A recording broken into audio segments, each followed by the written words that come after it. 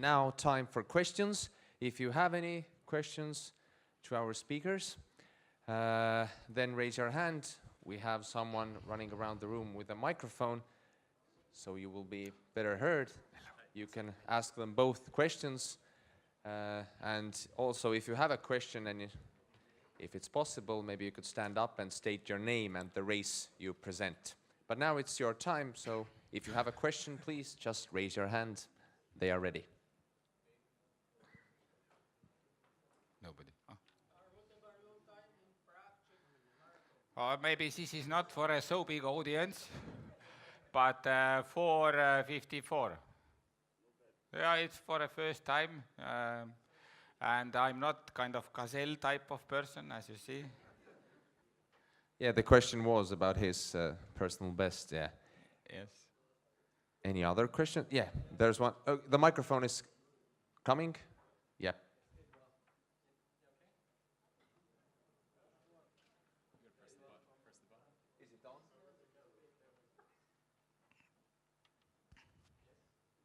Edouard from Paris Marathon. Just one question. We saw on the figures that you had a fantastic increase in terms of foreign participants, especially this year. And except of course, the AIMS impact, what are the reasons you have identified for that incredible increase? I would like, first of all, maybe point out that Estonia, Latvia, Lithuania celebrating in this year 100 years anniversary, and all those Baltic countries, and including Estonia, making like a global bigger advertising. And it turns attention to all what's happening here in Estonia, and I think that this is one reason. Another reason is that, better than ever, our organizing committee is able to advertise marathon in other channels, other marathons. And I believe that it is a little bit the same curve what has happened with our normal runs, that people who have been here want to come back, saying positive things about the marathon. I think that it's all together that we already expected this jump, to be honest, last year, but we can see that that now it's really growing. And the third one, I would say, is that we succeed finally during last 10 years to create more marathon culture in Estonia. Before it was more running culture, then we gather it together as a masses. The masses are like the bottom of the pyramid, and the marathon culture takes a little bit time. It's not like just go and run. It's need a culture, mindset, and that's what has also in this year is the best level. Of course, our aim here is not to stop in 2,500 or 3,000 participants, but we also want to be like a brave marathon with 10,000 participants, like most of you guys have in your countries. But it takes a time. And then also I would like to point out like a fourth number is that our professional runners, I saw some prominent coaches of Estonia here. Our professional runners had accelerated so well as their results in long distance running, as well as their social media coverage, how they are doing this. And the social media combination with the good results and with the good persons, like it's very attractive for a young potential marathon runners. And they are very, very well turning attention. Don't be afraid, it's not so hard, let's train together. And it is a part of culture, but I believe that this all had happened during last years. And that's a normal growth. Of course, we are aiming even more. Yes, one more thing, one small thing before the next question. When you saw figures in Aare's presentation, 1,300 participants, those foreign participants were only for the marathon, yeah. Yes. Altogether it's 5,000, so just... It's approximately 3,000. It should be... 5,000. 5, yes, yeah. so 5 is correct, just is a small thing, yeah. So, the next question. Yeah, of course. One other thing that I would add is that on the presentation we did, the kind of event experience, what the participants, what spectators think about it, really is, if you can gauge that either from surveys or some sort of way of finding out what people think about your event, it's kind of exponential in terms of the kind of feedback that they tell people to come back to Tallinn, or they say, look, hey, I just ran Tallinn, you and I should do it next year, and you brought in another person. It's the kind of word of mouth of spreading the event is really important, and if you are able to capture somehow finding out what people think of your event, it's very important.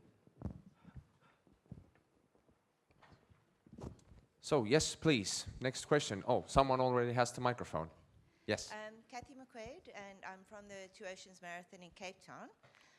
Andrew Horswood, your presentation was very interesting about the impact and looking at those 10 factors. Would it not be interesting for events that use that, also just to look at aside from a total rating, to almost look at a footprint of almost like a pie chart of those 10 different impacts, because different sponsors are obviously different things are going to appeal to them. So it might be the social impact, it might be more the branding side of things. So every event would then have a different, almost like a DNA or footprint that would appeal to different partners.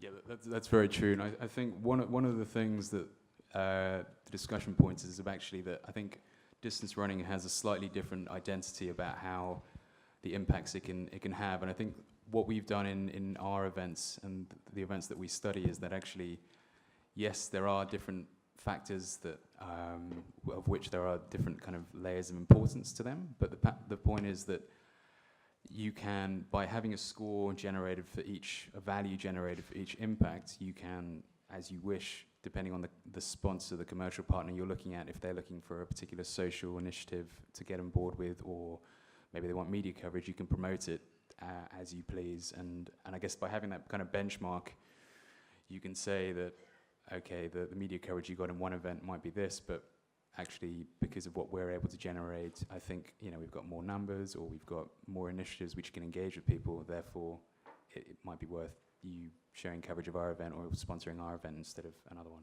Healthy competition, that, of course. Yes, sorry to interrupt. Mr. Pakapara had a question. I forgot about it. Thank you for your good work in the presentation. So Andrew, I have one question for each one. Yeah. Andrew, is there any special, say, interested sector in sponsorship related to marathons? That's one. And then the second one for Ari would be how let's say, I belong to the Mediterranean area, so well known because the women participation is especially low. Okay, so this is something we are working on that. So how is the access of the participation of the women impacting in your races? So we do have a media and sponsorship team that actually focus on the kind of landscape. So I couldn't give you an exact answer. I could follow up on that, but definitely financial services and kind of fitness companies are the ones that I can really think of. So Virgin London, Virgin Active, London Marathon. You've got the Bank of America, Chicago Marathon. I think so. It's the kind of ones where I think definitely in terms of Virgin Active, they've it kind of aligns with their kind of suite of that they do. Or they run a bunch of gyms, that they offer insurance. It's those kind of. I can't give you an exact answer, but the point is that if you can find what those sponsors are looking for, you can, and how they align with your event, then you can actually target. And sell your event more kind of, better, I would say. But I mean, I can get back to you in terms of the breakdown of which sectors actually sponsor the different marathons, for sure.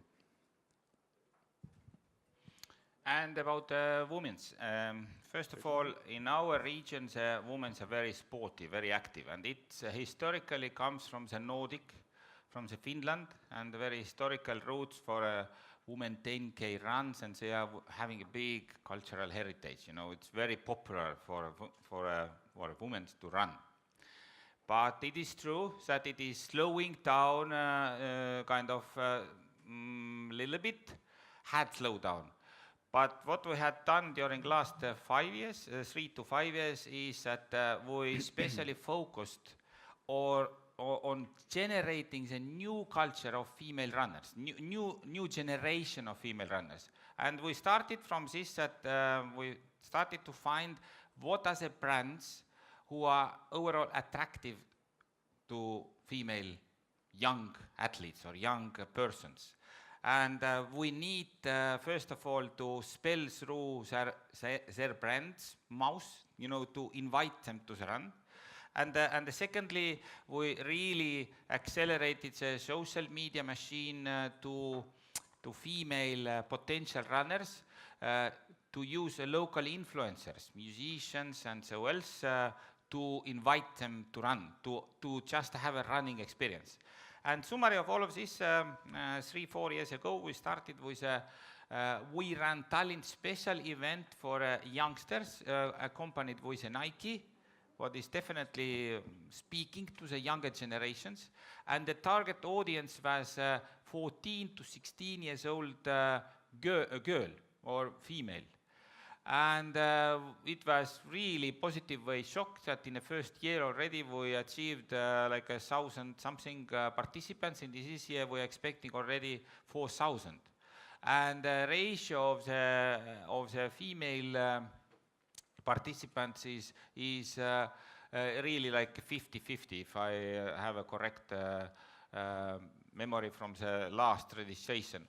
And of course, young women, as females overall, are very emotional, and if they have a super positive experience, then we need to just work out later after the run. We really need to work hard to communicate those positive emotions in social media and in any type of channels what they are looking for. And third thing is that we are expecting that success is not coming quickly. If there is a small hole, in this running fanatism in 20 to 30 years old women, then we are parallelly working with them, but more aggressively working with under 20 years old, a new generation of female potential runners. And it seems that it works very well.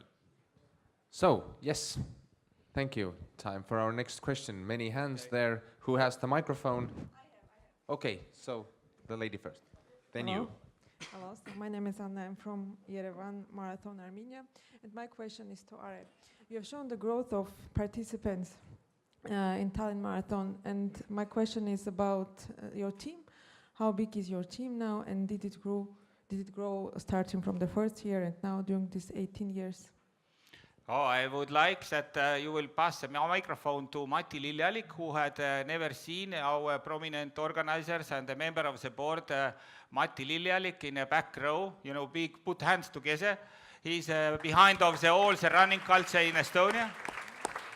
And I think that Mati can have an exact number, otherwise I can make a mistake here. Thank you. Our organizer team, I think, more 1,300 people, and maybe heat organizers, maybe 25 people. So this is our like a sharp small management team, 25 people, and together with volunteers, 1,300. First time, maybe 50 people only. Yes. That's very good point, that during those years we also need to grow up the generation of organizers and volunteers, because when first years we struggled even with this, that people what we hired to even just to show the turn were shouting to the people were not positive, and together 1,300 positive people who understand that what is our mission is to make life of those people who are running more better, more emotional, more interesting through this event. That every organizer, every volunteer need to understand the same, need to have the same mission. And that's also training, coaching, and selecting and But today we had achieved more or less every time can be better. So, yes, please. You've held the microphone for quite some time. Yes, sorry, now it's your turn. Road 700. Dave Cundy, Great Wall Marathon. Ari, thanks for your presentation. Like many great marathons, you seem to have started on the outskirts of the city, and now you've moved into the city. And that seemed to happen about 10 years ago or so, and things have escalated since. Can you just give us a few notes about the challenges and issues you've had in actually making it a city-based race, and how you overcame any challenges that you did have?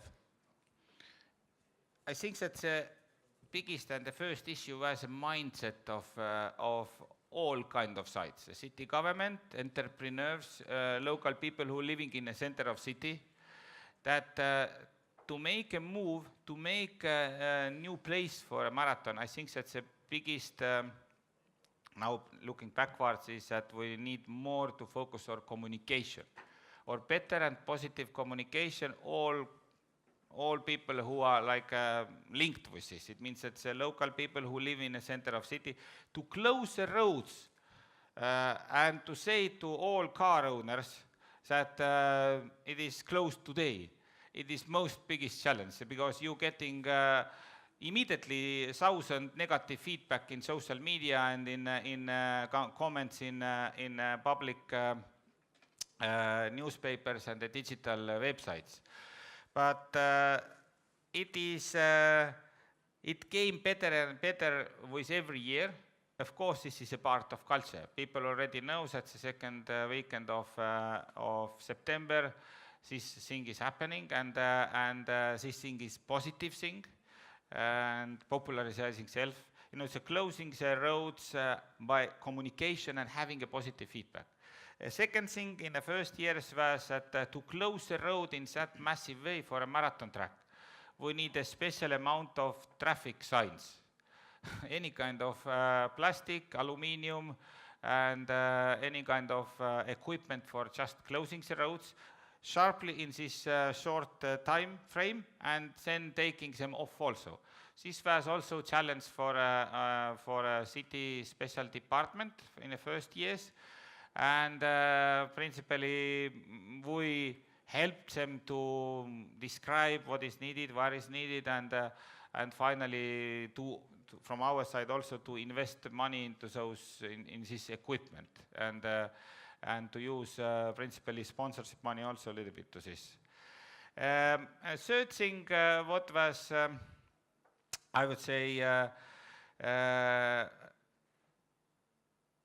Also, Tallinn is a city of UNESCO cultural legacy, and it was for us also, for organizing committee, big target that to open those nice views and not cover with the banners also important old walls and so else, just really to have this nice emotional atmosphere for runners also.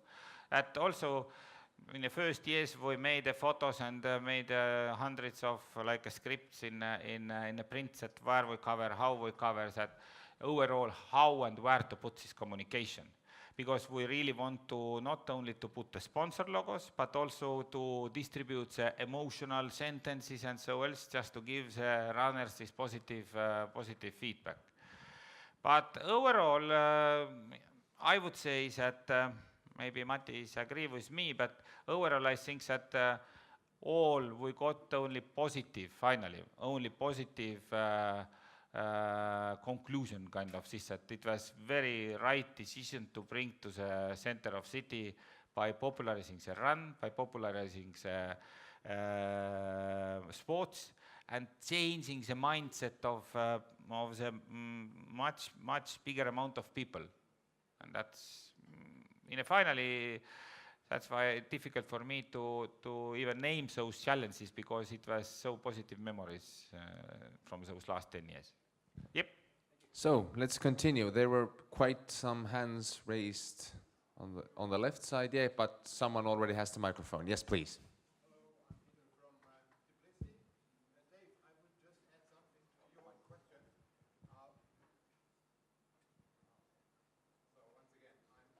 Tbilisi, and I would just add something to Dave's question. We have a good cooperation in Tbilisi, in Georgia, with the police, and what they did before the first race was held in 2015, we had the same situation. We moved from a lake outside the city into the city. It was obviously quite the same as what happened here. And the police produced a little video clip with a map where the course is and alternative routes for the car drivers. And that was shown for free at least 10 times a day on public TV. So that was quite a very good cooperation with police, which enjoys a lot of respect in Georgia. So people were quite obeying to these small video. Just for to answer your question, what one can do in order to make people familiar with courses inside the city if it happens for the first time. Thank you. And if I could add something as well, actually, we did a triathlon event actually recently in Fyn, in Odense in Denmark, and I know we have some people from the Hans Christian Andersen Marathon here, and so perhaps they were aware of the situation. But the event was really focused about international and participants, and so while the focus was very good and the visiting participants had a great time, they had to close down a lot of the roads to allow for the cycling and the run.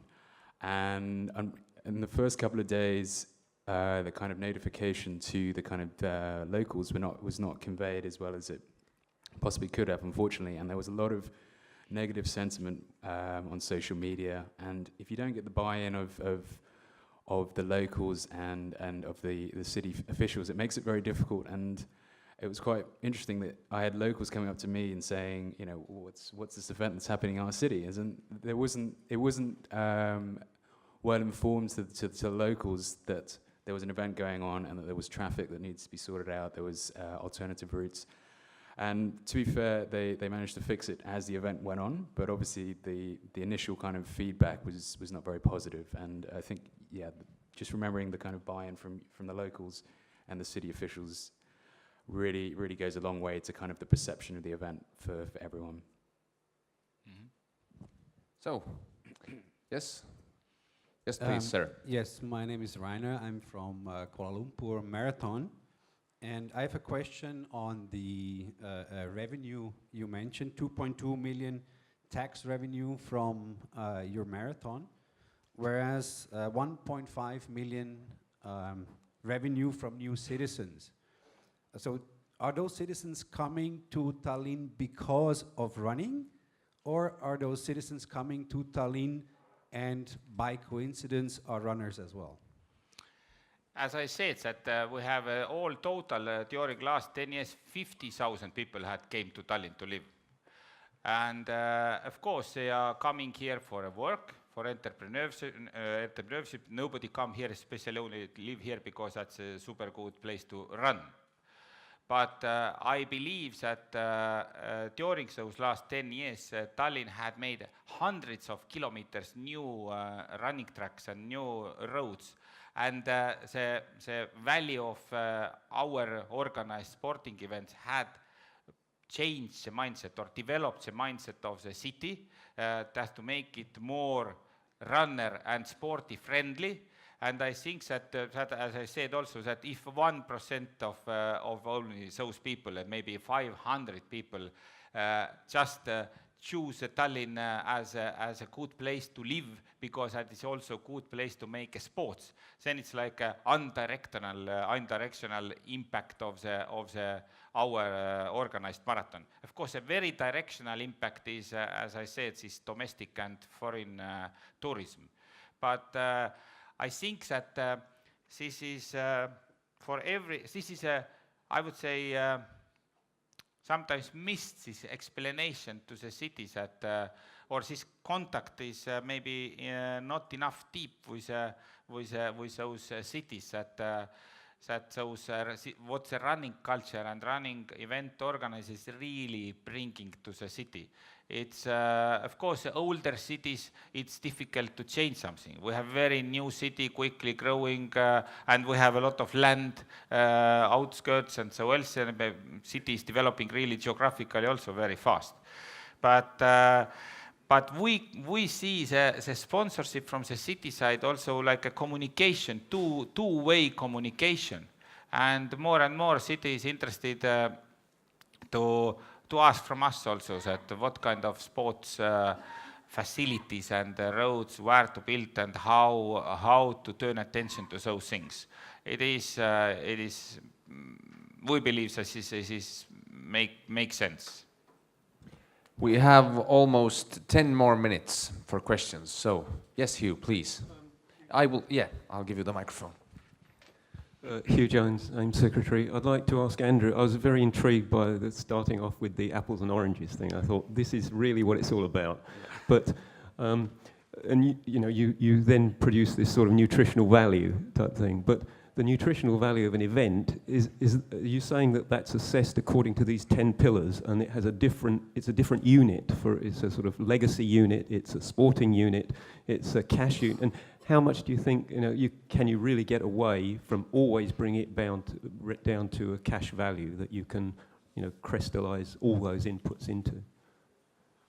Well, I think with food, I mean, certain foods that we target, we look for its protein value or its carbohydrate value. So if you do, as you say, if you do attribute it to the impact, maybe there will always be people who will look at the economic and tourism impact, but maybe there are people who are more interested in these other impacts. And that's when you look at a food, maybe if you eat, I'm trying to think of a food that's, say potatoes, that's really high in carbohydrates, and say that equates to a social impact. And there's not much protein in it, which might be your economic impact, just for comparisons. The point is that by being able to emphasize what is the impact of your event and what are the different impacts and attributing a value to it, perhaps if your value, perhaps the value of the social impact of your event scores more favorably than others. If you're trying to promote if you're trying to gain funding perhaps from city officials or city authorities, or perhaps you're trying to do a wellness campaign, you're able to say that, or sponsors who are involved in the health sector, perhaps that's easier because you're able to say that this is the kind of social initiatives we're running on the side. I'm not sure if that answers your point. I think I get the idea. Yeah. It's a bit like decathlon scoring tables, but yes. It's not just one set of tables. It's a set. If you're particularly good in the high jump, you can place more emphasis on that. Or if it's up to the race. But how much do you think the race organizer can really do that in selling their event, and how much do you think he needs other people to come to him, like the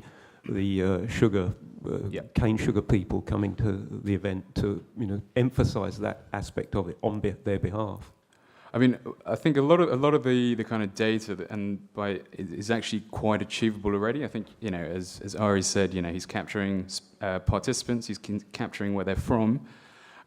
He's able to tell you the kind of gender of his athletes and the kind of age proportions. So once you have those kind of elements, you can obviously, there's a lot of perhaps cold calling that you're going to have to engage with certain people and say, this is my event. But the point is that because you have those figures already, you know who you could possibly target. And also, if you are able to advertise these kind of these kind of indicators, these kind of statistics, there will be people who are always looking to kind of get involved in communities, get involved in cities and events and sports events. And sports sponsorship is actually a really growing business, and it's a great way to kind of expand the growth of your brand. And sports events, as we saw with Nike, for example, recently, they've obviously kind of come out and politicized a little bit more. But before, Nike was able to kind of just come in and say, okay, this event perhaps hits the indicators I'm looking for, so therefore if those indicators, if those statistics, if those KPIs, those targets that they're looking for have been are well publicized and are well advertised, then it can pique their interest and become involved. But it's all about selling what you have. Actually, it's not really asking you to do too much more, because you have the data, you have the statistics already. It's actually how you promote what you have and really generate the true value of your event, just beyond saying we're making this much from tourism. Does that answer the point? Okay. Thank you. We have still some time. Does anyone have the microphone? Does anyone want the microphone? Yes. Hi. Sorry. Okay. I'm Saki Mitsuda from the Nagoya Women's Marathon in Japan. I have a question for Ale. So your race has such a big impact on the economy of Tallinn or of Estonia. Do you receive any support from the government, especially the tourist Yes. department? I had in one slide also that government supporting us every year. It's a special department of the government who responsible for new enterprises and support. It's supporting around 70,000-80,000 euro per year only. You know, it's a small amount maybe for your big marathons, but for our marathon it's very okay amount. But Tallinn City, especially supporting our event also with 120,000 euro per year. So it's a governmental and city support altogether is 190,000 around. Is that cash value or services from the city? The question was that, sorry, yes, is that cash value or services? No, it is cash, it's money, and then we are buying some services, of course, back also from the city, but also using in other purposes for organizing. But I imagine that the relationship you have with the city is that they see a lot of benefits coming from a marathon. Yes, and I think that's the most important then. And I think, Hugh, that's it's not only commercial sponsorship, but it's also like funding that you can get if you can say that exactly right. So if you can be able to showcase your event and say that actually we're getting this many people involved from our local community involved, and perhaps you can show year-on-year growth of new people getting involved. It's such a unique selling point that. Maybe I can give some more idea here that, for example, we are represented in making events in all Baltic countries, in Latvia and Lithuania as well. And we have a same tight relationship with all capital cities. And for example, in Riga, the capital city of Latvia, the city made a road reconstruction. Like main road of the city, many years, too long period for reconstruct it, and when it was ready, they called us that could we make like one day before the opening, could we make some kind of interesting event, that you are such a good organizers, and we have of course in Latvia the same entity, and you are such a good organizers, do something. And we announced a wheel event. Whatever you have, bicycle or scooter or even wheelchair, come to in Thursday, I think that it was Thursday night. And we believe that some 1,000 people are coming just with lights and, you know, and the city is testing how the lights are on and so else, and it's a low traffic on the evening and so else. 8,000 people came with fires and so else. It was such a good emotion. At city, first of all, the mayor was also, city mayor was there and find out that next year, let's do the same event immediately. We will co-found it, no problem. And they got the idea that now every bigger road reconstruction or street reconstruction, they would like that to have kind of sporting events there, like just the launching these emotions and a little bit, let's say, paying back this bad reputation what has from the road closing for some certain period, year or half. And making this positive emotion opening with the sporting events, new roads. And that's again like it's cultivating the sport culture. And that's where we are, what's motivate us, that with every year we need to cultivate this culture, bring this culture wider and higher and bigger. So we are almost out of time for this session. Did anyone have a question there or no? I think we're done then. No more. One more question. One more hand. So the last question. Yes, please. Hello. I'm Kevin from the 27 for Freedom Mandela event in South Africa. To Andrew, how important are contractual obligations, and how should that documentation ideally be drawn up, and by whom? Contractual obligations with regards to an event, per se. So in terms of with the government, we're not only talking about commercial obligations, but in all facets. Well, I think one of the main things that has to happen is that before the contract even gets kind of drawn up and signed, is that each party understands the objective of the other people involved. And everyone needs to be honest that whether these objectives are feasible and realistic. I mean, if someone says, oh, if you sign up on board with us, we can get you 100,000 spectators. And if that's not feasible, then it's something that you, as an event organizer, would have to be honest and say, actually, what is achievable, what is realistic, and if you can perhaps compromise and negotiate, that's good, and you can come to an agreement. But the first thing is you've got to be honest. And in terms of meeting contractual obligations, I think it's slightly outside of our remit, but in terms of the repercussions of a bad agreement, as in when those obligations aren't met, is very bad for the brand of the event, of the people who have broken those contractual obligations. And I think that word spreads very quickly. People will talk, people will say, and with the rise of social media, all it takes is just one comment, and it's trending through social media in the next few hours. So I think it's quite a broad topic, and I don't think we can address it really in 2-3 minutes. I'm happy to talk about it more, but I think really it's understanding the objectives of everyone involved, making sure they're realistic, and I think there's a lot of compromise, because obviously if you're relying on the support of someone and they're not able to fully comply with it, if you're able to compromise and find a happy medium, then perhaps it can save the kind of face of everyone and make sure that something is still able to kind of come from those obligations. Thank you for all the questions. Thank you, Are and Andrew.